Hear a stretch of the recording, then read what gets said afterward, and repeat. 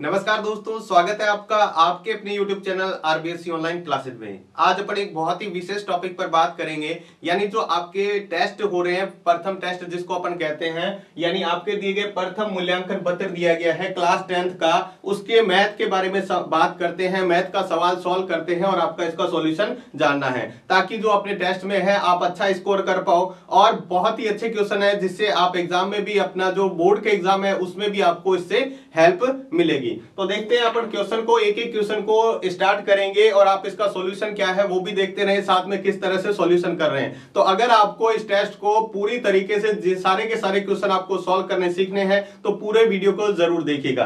तो सवाल स्टार्ट करते हैं। सबसे पहला जो सवाल दिया गया है, देखो सवाल अपन बहुत ही आसान से तरीके से करेंगे ताकि आपको सवाल है वो अच्छे से समझ में आ जाए। देखो सबसे पहले आपका जो डेट है एग्जाम किस तारीख को हो रहा है वो लिखना है, ठीक है। अब यहां पर देखो विद्यार्थियों के लिए कुछ नियम दिए गए हैं, उसको भी पढ़ लेते हैं। जो आपका टेस्ट है क्लास 10th मैथ का है और ये है 20 नंबर का।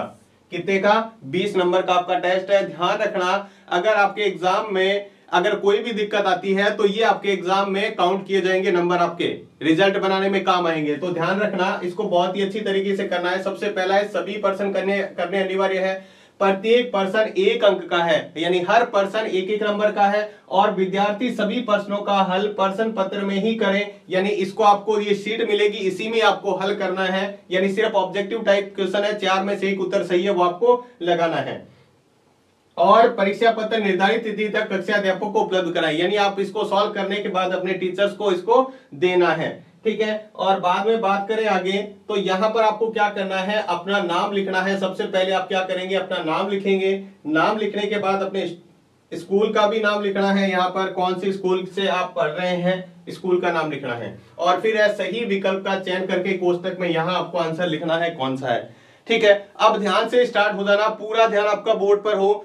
एक एक पर्सन को बहुत ही अच्छी तरीके से सॉल्व करेंगे। तो देखिए सबसे पहला पर्सन जो हमें दिया गया है, ये दिए गए एक द्विघात बहुपद, यानी दूसरी जो प्रश्नावली है द्विघात बहुपद की, उसमें से दिया गया यदि द्विघात बहुपद x² - 2x + 4 के शून्यांक p और q है तो p + q का मान। तो अपने को पता है शून्यांकों के योग का सूत्र क्या होता है, योग का सूत्र होता है अल्फा + बीटा बराबर होता है -b/a, शून्यांकों का योगफल। तो यहां पर देखो a बराबर कितना है, यहां पर इस सवाल के अंदर a बराबर है x² के साथ जो होता है 1, b बराबर कितना है -2 और c बराबर है 4।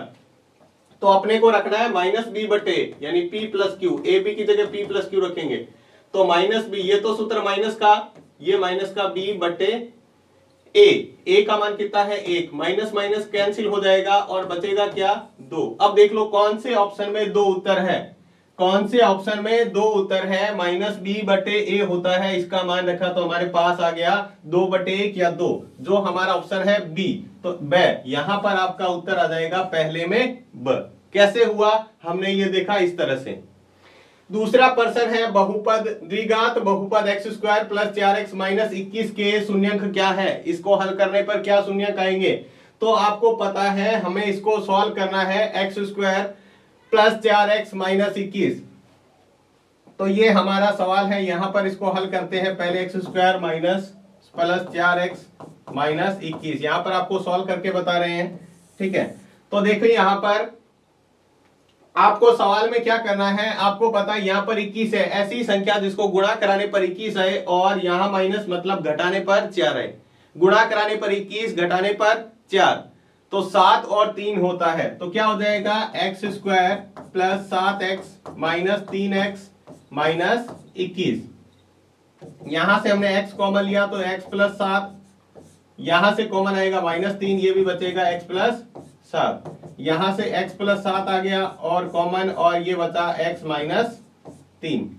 यदि x + 7 को 0 रखेंगे तो x बराबर आ जाएगा -7, और x - 3 को 0 रखेंगे तो x बराबर आ जाएगा 3। यानी 2 उत्तर आ रहे हैं, एक 7 है और एक 3 है।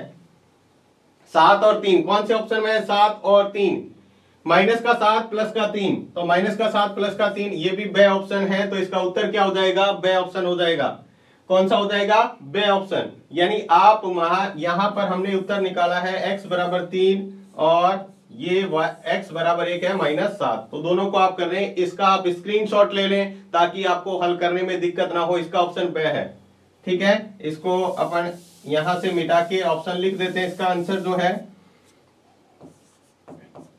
तीसरा सवाल देखते हैं, द्विघात बहुपद x² - 6x + 8 के शून्यक क्या है। अब आपको यहां पर एक तो तरीका ये इससे निकालो, दूसरा तरीका इसके अंदर मान रख के देखो, जिससे ये मान 0 हो जाएगा उसके वो क्या है, शून्यक है। यहां भी अपन वो तरीका लगा सकते हैं कि इसके शून्यक क्या है। जो मान रखने पर ये 0 हो जाएगा वो क्या है, इसका शून्यक है। दोनों तरीके लगा सकते हैं। एक तो मैंने आपको ऊपर हल करने वाला तरीका बताया, ये भी कर सकते हैं। दूसरा है इसके अंदर मान रख के देखो, जो 0 हो जाएंगे वो। तो अपने चारों मान रखने में ज्यादा टाइम वेस्ट होगा, इसलिए सीधा निकाल लेंगे। x² - 6x + 8 ऐसी दो संख्या जिनको जोड़ने पर 8 है, और सॉरी गुणा कराने पर 8 और जोड़ने पर 6, तो 4 और 2। तो हमारे पास आ गया x बराबर x² - 4x - 2x + 8। इसमें से कॉमन लिया x तो बचेगा x - 4। यहां से -2 कॉमन लिया तो बचेगा x - 4। यहां से x - 4 कॉमन ले लिया तो बचेगा x - 2। इसको 0 रखेंगे तो ये 4 इधर जाएगा तो x बराबर 4। इसको 0 रखेंगे तो x बराबर 2। एक तो आ जाएगा x बराबर 4 और दूसरा आ जाएगा x बराबर 2। x बराबर 4 और x बराबर 2 आप इस तरह से कर सकते हैं। तो ये था हमारा, इसका देख लो 4 और 2 या 2 और 4 आगे पीछे लिखा हो सकता है, उससे कोई फर्क नहीं पड़ता है। तो सबसे पहला ही ऑप्शन है 2 और 4। शून्यक ज्ञात करने का, द्विघात ज्ञात करने का अपने प्रश्नावली के अंदर पढ़ा था, वही तरीका लगा रहे यहाँ पे, ठीक है। तो आप चाहे तो इसका स्क्रीनशॉट ले लें या फिर आप कॉपी में लिखना चाहें तो वीडियो को रोककर आप लिख सकते हैं। अब करते हैं इसका नेक्स्ट सवाल, ठीक है। तो ये था हमारा, इसका ऑप्शन लिख देते हैं। जो ऑप्शन है इसका ऑप्शन ए है तो ए लिख दिया यहाँ पे। तीसरा प्रश्न, चौथा प्रश्न देखो, एक द्विघात बहुपद के शून्यकों की अधिकतम संख्या क्या होगी। द्विघात बहुपद यानी जिसकी अधिकतम घात कितनी होती है, 2, तो इसके शून्यक भी कितने होंगे, 2 ही शून्यक हो सकते हैं अधिकतम, 2 से ज्यादा नहीं हो सकते। तो ऑप्शन कौन सा है, ब। द्विघात बहुपद मतलब जिसका अधिकतम घात कितनी होती है, 2, और 2 घात वाले बहुपद का शून्यकों की संख्या है 2 होती है। जैसे अपने दोनों सवालों में निकाल के देखा, अच्छी तरह याद रख लेना। जितनी अधिकतम घात है, त्रिघात के 3 शून्यक हो गए, 4 घात के 4 शून्यक हो गए, 1 घात का 1 शून्यक होगा, ठीक है। तो ये आप इसका स्क्रीनशॉट ले लें। पहले देखो कौन से, पहले में ब, दूसरे में ब, तीसरे में, चौथे में ब। इसका आप स्क्रीनशॉट ले लें। फिर अपन करते हैं नेक्स्ट सवाल। तो चौथे के बाद में अब देखते हैं पांचवा सवाल। पांचवें सवाल की ओर आते हैं। पांचवा सवाल क्या दिया हुआ है देख लेते हैं। पांचवें सवाल में दिया, यदि P और Q एक द्विघात बहुपद ax², bx और cx के शून्यक है, ये इसके शून्यक है, तो आपको ये बताना है P + Q शून्यकों के योगफल का सूत्र क्या होता है। अपने पढ़ रखा है, अल्फा + बीटा बराबर होता है -b बटे, क्या होता है, -b बटे, यहां पर b नहीं है, PQ है, तो -p बटे q देख लो, सॉरी -b बटे, यहां पर ये PQ इसके क्या है, शून्यक है। तो अल्फा बीटा की जगह अपन P + Q रखेंगे, अल्फा बीटा की जगह। तो देखो कौन सा ऑप्शन है, -b बटे है बी ऑप्शन। तो यहां पर आप लिख सकते हैं ऑप्शन दूसरा, सेकंड ब, क्योंकि P + Q बराबर होता है -b बटे a।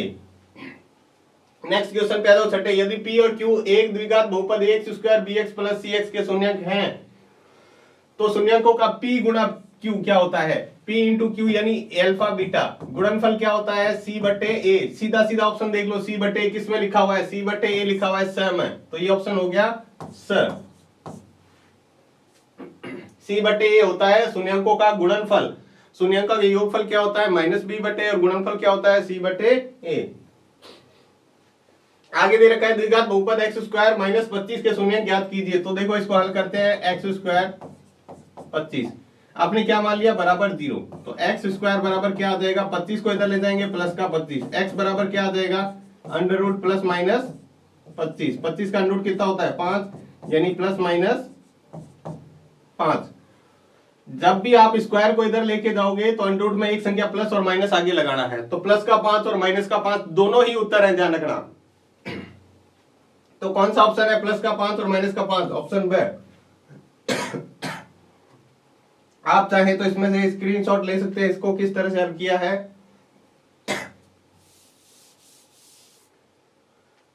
तो सातवें का क्या हो गया, ब,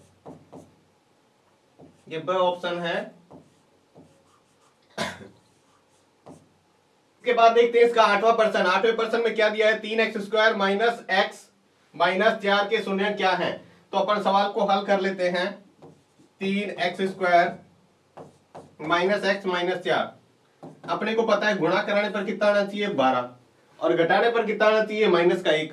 तो 3 और 4 ही होते हैं, तो इसके ऑप्शन लिख देते हैं 3x² प्लस 3x। देखो 3 प्लस का लेना है, 4 माइनस का, क्यों, क्योंकि उत्तर माइनस का आना चाहिए, -4।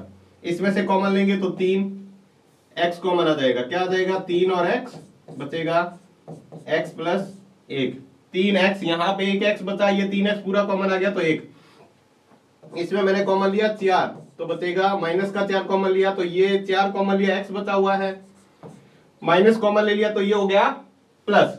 देखो माइनस बाहर कॉमन ले लिया ना, ये प्लस हो जाएगा, और 4 कॉमन ले लिया तो यहाँ बचेगा 1।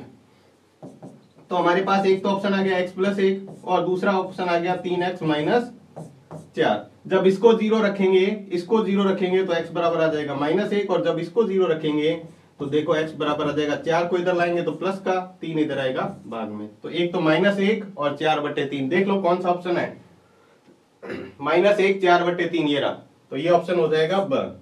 तो आप चाहें तो इसका स्क्रीनशॉट ले लें, ये जो सवाल हल कर रहे हैं इसका स्क्रीनशॉट लेते रहे या लिखते रहे साथ साथ में। तो इसका भी ऑप्शन कौन सा है, ब। नेक्स्ट देखिए, उस द्विघात बहुपद को ज्ञात कीजिए जिसके शून्य 4 और -4 है। अब आपको दे रखा है अल्फा का मान 4 है, बीटा का मान क्या है -4। आपको द्विघात बहुपद बनाना है, तो सूत्र क्या होता है, x² minus alpha plus beta, इसके साथ x गुणा प्लस अल्फा गुणा बीटा। मान रख दो, देखो x² की जगह x² प्लस माइनस अल्फा का मान 4, ये माइनस प्लस माइनस क्या हो जाएगा, x का मान कितना है -4, प्लस अल्फा गुणा बीटा यानी 4 गुणा -4, तो ये तो हो जाएगा x², ये इसका कट जाएगा, 4 से 4 0 आ गया, यानी ये लिखना जरूरी नहीं है, और ये बचेगा सिर्फ -16।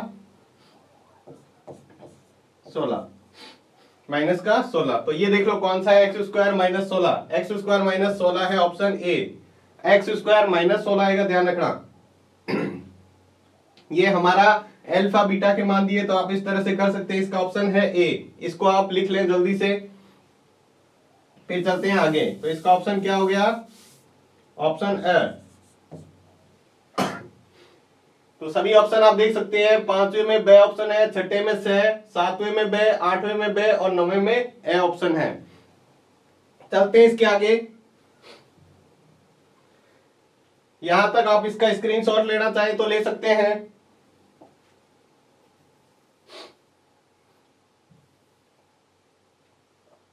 देखते हैं क्वेश्चन नंबर 10, 10वां प्रश्न देखते हैं क्या दिया हुआ है। उस द्विघात बहुपद को ज्ञात कीजिए जिसके शून्यंकों का योग और गुणनफल 3 और -3 है। यानी आपको पहले से योग करके दे रखा है, अल्फा बीटा का मान 3 है और अल्फा गुणा बीटा का मान -3 है। सूत्र क्या होता है, x² minus alpha plus beta, इसके साथ x प्लस अल्फा गुणा बीटा। मान रख दो सिर्फ x², अल्फा गुणा बीटा का मान कितना है 3, तो यह आ जाएगा 3x प्लस -3, गुणा करेंगे तो क्या आ जाएगा, x² माइनस 3x -3।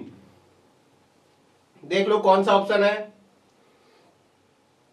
पहला ही ऑप्शन है। देखो किस तरह से हल किया था, आप सीधा सा देख सकते हैं, सिंपल सा सूत्र है, हमने पढ़ा था ये प्रश्नावली में दूसरी में। इसका भी आप स्क्रीनशॉट ले सकते हैं।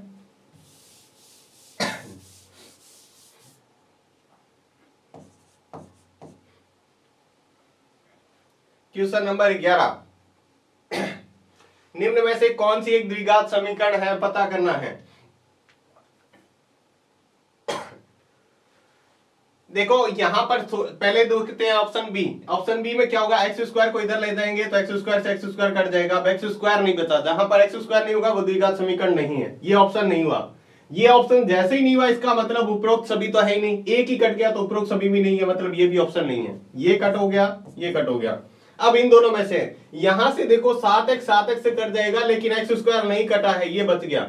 इसमें भी जब इसका सूत्र खोलेंगे तो सूत्र खोलेंगे ना, यहां मैं खोल के बताता हूं इसका सूत्र क्या खुलेगा, x square minus 4x plus 4। तो ये एक्स स्क्वायर क्या होगा, इस एक्स स्क्वायर से कट जाएगा। तो ऑप्शन कौन सा आएगा, सी ऑप्शन, जिसमें एक्स स्क्वायर की एक्स की घात 2 बच गया, नहीं कटा, वो ऑप्शन हो जाएगा। तो ऑप्शन कौन सा हुआ, सी ऑप्शन। दोबारा से देखो, द्विघात बहुपद इसे कहते हैं, द्विघात समीकरण उसे कहते हैं जिसमें एक्स की घात 2 हो। यहां पर देखो इधर तो एक्स स्क्वायर, यहां पर आप समझ सकते हैं x square minus 7x minus 8 बराबर, जब इसका सूत्र खोलेंगे तो याद आएगा x square minus 4x plus 4। तो ये एक्स स्क्वायर से एक्स स्क्वायर कर गया, बताओ बचा है क्या एक्स स्क्वायर, कहीं नहीं बचा, तो ये ऑप्शन नहीं होगा। ये तो वैसे ही कट हो गया, उपरोक्त सभी है नहीं, तो ऑप्शन कौन सा बचा, इसमें बच जाएगा, तो ये ऑप्शन हो गया हमारा ये। ठीक है, तो ऑप्शन कौन सा हुआ इसमें, स। तो लिख सकते हैं स, लिख दिया। अगला देखो, निम्नलिखित में से कौन सी द्विघात समीकरण को हल करने की विधि है। अपनी प्रश्नावली भी तीसरी ही चल रही है, जब जहां पर हमने देखा था गुणनखंड विधि भी है द्विघात समीकरण को हल करने की। अपने विधियां देखनी है द्विघात समीकरण को हल करने की। दूसरी है पूर्ण वर्ग विधि, तीसरी प्रश्नावली नहीं है, चौथी प्रश्नावली है द्विघाती सूत्र। यानी ये तीनों की तीनों विधियां हैं द्विघात समीकरण को हल करने की। गुणनखंड विधि से भी द्विघात समीकरण को हल कर सकते हैं, पूर्ण वर्ग विधि से भी हल कर सकते हैं, और द्विघाती सूत्र तो है ही, उससे हल कर सकते हैं। तो इसका ऑप्शन हो गया द।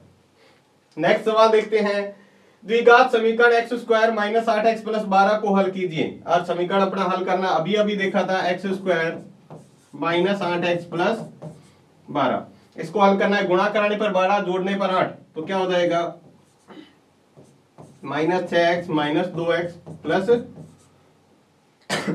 12। यहां से x कॉमन ले लिया, यहां से 2 कॉमन ले लिया, यहां से x माइनस 6 कॉमन आ जाएगा और x माइनस 2 बचेगा। अब इसको 0 रखेंगे, सब में बराबर क्या है, 0 है, क्योंकि समीकरण में बराबर में हमेशा संख्या आती है।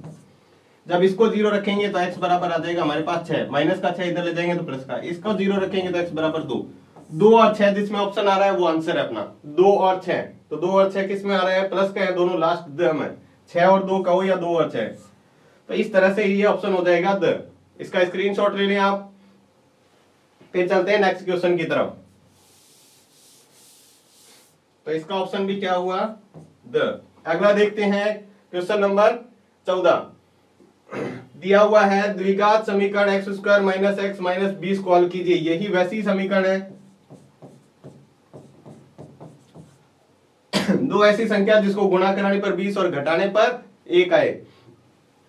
तो x square minus 5x plus 4x, 5 को 4 से गुणा कराओ 20 और 5 में से 4 घटाओ, कितना आ जाएगा 1।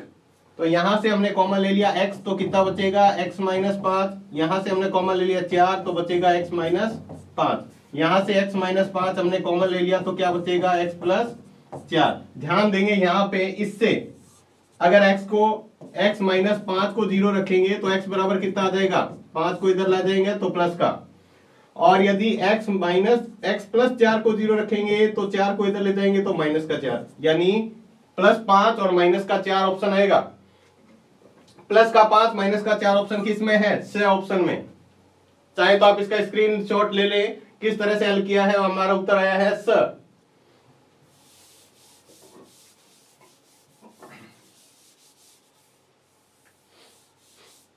क्या ऑप्शन है इसमें, से ऑप्शन है, प्लस का 5 माइनस का 4।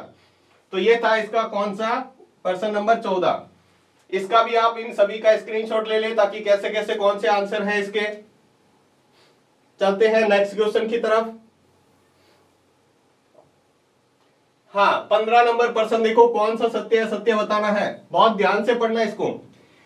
निम्नलिखित में से कौन सा कथन सत्य है। ध्यान देंगे, सभी परिमेय संख्याएं पूर्णांक संख्याएं होती है क्या, क्या परिमेय संख्या पूर्णांक संख्या, ये क्या है, परिमेय संख्या पूर्णांक संख्या नहीं होती है, पूर्णांक संख्या परिमेय संख्या होती है। तो ये ऑप्शन हमारा क्या हो जाएगा, पहला, ये ऑप्शन सही नहीं है, पहला हो गया गलत। दूसरा देखो, सभी वास्तविक संख्याएं परिमेय संख्या होती है क्या, नहीं, सभी परिमेय संख्या वास्तविक संख्या होती है, ये भी गलत। तीसरा ऑप्शन है, सभी परिमेय संख्याएं वास्तविक संख्याएं होती है, बिल्कुल होती है, ये सही ऑप्शन। और चौथा है, सभी पूर्णांक संख्या प्राकृत संख्या नहीं होती है क्या, नहीं, प्राकृत संख्या पूर्णांक संख्या होती है। प्राकृत संख्या क्या होती है, पूर्णांक संख्या। इसको अच्छी तरह आप समझे, परिमेय संख्या पूर्णांक संख्या नहीं होती है, पूर्णांक संख्या परिमेय संख्या होती है। पूर्णांक संख्या तो वही होती है जो सिर्फ प्लस माइनस में है, ठीक है। और परिमेय संख्या वास्तविक संख्या में सारी वास्तविक संख्या अंडरूट के अंदर, बिना अंडरूट के अंदर सारी वास्तविक संख्या होती है। तीसरे में देखो, परिमेय संख्या वास्तविक संख्या होती है क्या, सभी परिमेय संख्या वास्तविक संख्या है। वास्तविक और अवास्तविक मिलाए तभी तो क्या बनती है, सॉरी, परिमेय और अपरिमेय मिलाए तभी तो क्या बनती है, वास्तविक संख्या। तो इसका ऑप्शन कौन सा हो जाएगा, ऑप्शन स। नेक्स्ट पर्सन की तरफ आते हैं। बहुत ही सिंपल सा पर्सन है, 420 और 130 का एचसीएफ ज्ञात करना है। जरूरी नहीं है, आप कोई से भी मेथड से कर सकते हैं, कोई से भी मेथड से कर सकते हैं, भाग विधि से करो, चाहे आप ऑप्शन गुणनखंड वाले तरीके से करो। तो आप जो आपको तरीका आता है उससे कर सकते हो। यहां से अपन भाग वाले तरीके से अगर आप करना चाहे तो इस तरह से करेंगे, 420 को अंदर रखेंगे 130 का भाग देंगे, 130 का भाग देंगे, कितनी बार जाएगा, 3 बार, 390, कितना बचा, 30। अब वापस से आगे भाग देंगे, 130 को अंदर रखेंगे, किसको रखेंगे, 130 को। तो 130 को अंदर रखेंगे तो कितनी बार जाएगा, 4 बार, कितना आएगा, 120, बचा 10। अब 10 में क्या करेंगे, ये 30 को अंदर रखेंगे, कितनी बार जाएगा, 3 बार, और शेषफल आ गया 0। लास्ट बार कितने का भाग दिया था हमने, 10 का भाग दिया था। तो एचसीएफ भी कितना हो जाएगा इसका, 10। हमने यूक्लिड विभाजन पर में पढ़ रखी है, उससे किस तरह से निकालते हैं एचसीएफ निकालना। तो ये है एचसीएफ निकालने का तरीका। तो कितना ऑप्शन आ रहा है, ऑप्शन ब आ रहा है 10। स्क्रीनशॉट लेना चाहें या आप गुणनखंड विधि से करना चाहें तो भी कर सकते हैं, क्योंकि हमें को सिर्फ ऑप्शन बताना है कौन सा है। तो ये हमारा ऑप्शन है, इसमें बताओ कौन सा आया है, ऑप्शन आया है ब। अगला क्वेश्चन देखते हैं। 210 और 55 का महत्तम समापवर्तक सेम ही है, जो बड़ी संख्या उसको अंदर रख लो। 210 और 55 3 बार भाग देंगे। 55 ये कितने होते हैं, 165, इसमें से घटाओ, यहां आ जाएगा 5, यहां आ जाएगा 4, 45। फिर से भाग देंगे 55 के अंदर, एक बार जाएगा, कितना बचा, 10। फिर 45 में 10 का भाग देंगे, कितना जाएगा, 4 बार, कितना बचेगा, 40, और 5 फिर भाग देंगे अपन 10 के अंदर, तो पूरा पूरा भाग जाएगा 2 बार, 0 आया शेष पर। लास्ट में कितने का भाग दिया, लास्ट में हमने 5 का भाग दिया, लास्ट में 5 का भाग दिया। तो ऑप्शन भी कौन सा हो जाएगा हमारा, 5 वाला। कौन सा ऑप्शन, ऑप्शन नंबर फर्स्ट। इसको आप इस तरह से देख सकते हो। एचसीएफ आप दोनों तरीके से निकाल सकते हो, ध्यान रखना, जरूरी नहीं है इस तरीके से निकालो। तो ये भी हमारा हो गया इसका ऑप्शन अ।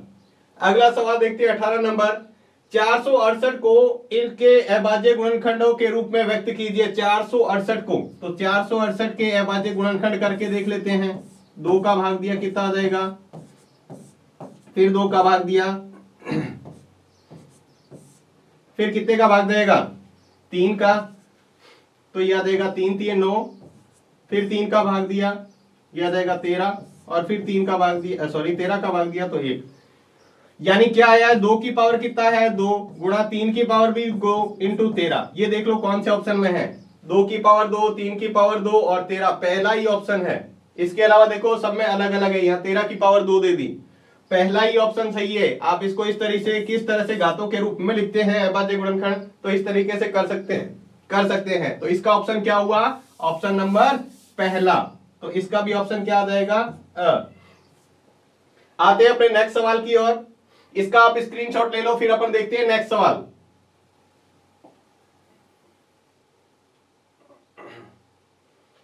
हाँ, तो नेक्स्ट देखो 19 नंबर और 20 नंबर, लास्ट 2 सवाल बचे हैं सिर्फ। देखते हैं निम्न में से अपरिमेय संख्या कौन सी है? अपरिमेय संख्या उसे कहते हैं जो अंडर रूट के अंदर आ जाए और पूरा पूरा भाग मतलब पूरा पूरा अंडर रूट नहीं निकले। पहला अंडर रूट 2 नहीं निकलता, दूसरा 7 अंडर रूट 3 का भी नहीं निकलता, 7 प्लस अंडर रूट 5 का भी नहीं निकलता। तीनों की तीनों है तो उत्तर क्या आ गया? उपरोक्त सभी। वो अंडर रूट के अंदर वो संख्या है जिसका पूरा पूरा वर्गमूल नहीं निकलता है, वो कहलाती है कौन सी संख्या? अपरिमेय संख्या। ठीक है। और आपने पहले ऑप्शन में पढ़ा था परिमेय और अपरिमेय मिला देते हैं तो वास्तविक संख्या बनता है, लेकिन वो अपने को नहीं है, वो एक्स्ट्रा जानकारी के लिए। उत्तर इसका क्या है? द। देखो इसका उत्तर था अ, ठीक है, इससे ऊपर वाले का था अ और इससे ऊपर वाले का था हमारा ब ऑप्शन। ठीक है। बात करते हैं लास्ट पर्सन की। ध्यान से देखिएगा लास्ट पर्सन, क्योंकि ये ही इसके अंदर सबसे ज्यादा महत्वपूर्ण पर्सन है। दो तार 12 मीटर और 16 मीटर लंबे हैं। दो तार हैं, एक 12 मीटर एक 16 मीटर है। तारों को समान लंबाई के टुकड़े में काटा जाना है। प्रत्येक टुकड़े की अधिकतम लंबाई ज्ञात कीजिए। इनके टुकड़े ऐसे करने हैं कि जितने का इसके टुकड़े हो उतने का इसे, तार एक्स्ट्रा नहीं रहनी चाहिए। तो इससे सवाल में क्या करना होता है? एचसीएफ निकालना होता है। क्या निकालना होता है? एचसीएफ यानी मैस है। दोनों का निकाल लेते हैं, 12 और 16 का। जो मर्जी है तरीके से निकाल लो। देखो आपने कहा अभाज्य गुणनखंड वाली विधि से कैसे निकालते हैं, तो इससे निकाल के देखो। 2 का भाग दिया कितना आ जाएगा? 4। 2 का भाग दिया 6, 2 का भाग दिया 3 और 3 का भाग दिया 1। यानी 12 को हमने क्या लिखा है, यहां पर लिख लेते हैं। 12 को हमने लिखा 2 गुणा 2 गुणा 3। इसी तरह 16 को क्या लिखेंगे? 2 का भाग दिया 8, 2 का भाग दिया 4, 2 का भाग दिया 2, 2 का भाग दिया 1। यानी 16 को हम लिखेंगे 2 गुणा 2 गुणा 2 गुणा 2। एचसीएफ निकालने के लिए क्या करते हैं बताओ? एचसीएफ निकालने के लिए हम कॉमन लेते हैं। 1 2 ये कॉमन आ रहा है, दूसरा 2 ये कॉमन आ रहा है, बस सिर्फ 2 ही कॉमन आ रहे हैं। तो उत्तर क्या हो जाएगा? 2 गुणा 2। 2 गुणा 2 का मतलब 4। तो इसका ऑप्शन कौन सा हो जाएगा? देख लो, 4 मीटर का टुकड़ा होगा। 4 मीटर के टुकड़े करेंगे यानी 4 के अंदर इसका भी पूरा पूरा भाग जाएगा, कोई भी तार एक्स्ट्रा नहीं रहेगी, और इसमें भी 4 का पूरा पूरा भाग जाएगा, तार का छोटा सा भी टुकड़ा एक्स्ट्रा नहीं रहेगा। तो ये हमने दोनों का क्या निकाल दिया? एचसीएफ निकाल दिया। तो इसका ऑप्शन क्या हो जाएगा? Option number the. 4 मीटर किस में आ रहा है? द नंबर ऑप्शन में। तो ये भी हमारा हो जाएगा। इसका भी आप स्क्रीनशॉट ले सकते हैं और इसका स्क्रीनशॉट ले लो, ताकि हम क्या करेंगे, इसका ऑप्शन लिख देंगे। एग्जाम में हमें सिर्फ ये करके नहीं बताना है, ये जो हमने काम किया है सिर्फ ये रफ का है। ऑप्शन आपको सिर्फ लिखना है यहाँ पे। यस, ये हो गया। तो ये थे आपके प्रथम परीक्षण जो है आपके फर्स्ट टेस्ट का, किस तरह से सॉल्व करने हैं पूरे 20 के 20 मैथ के क्वेश्चन। इसी तरह आपको बाकी क्वेश्चन भी जल्द ही मिलने वाले हैं, ताकि आप में इसमें अच्छा स्कोर कर सको, और आपके बोर्ड में अगर इसके नंबर जोड़े जाते हैं तो आपको रिजल्ट में बहुत ही इसका फायदा मिलेगा। तो आज की वीडियो में बस इतना ही। वीडियो आपको कैसा लगा हमें कमेंट बॉक्स में लिखकर जरूर बताएं। अगर वीडियो अच्छा लगा है तो लाइक जरूर करें। आज की वीडियो में बस इतना ही। धन्यवाद।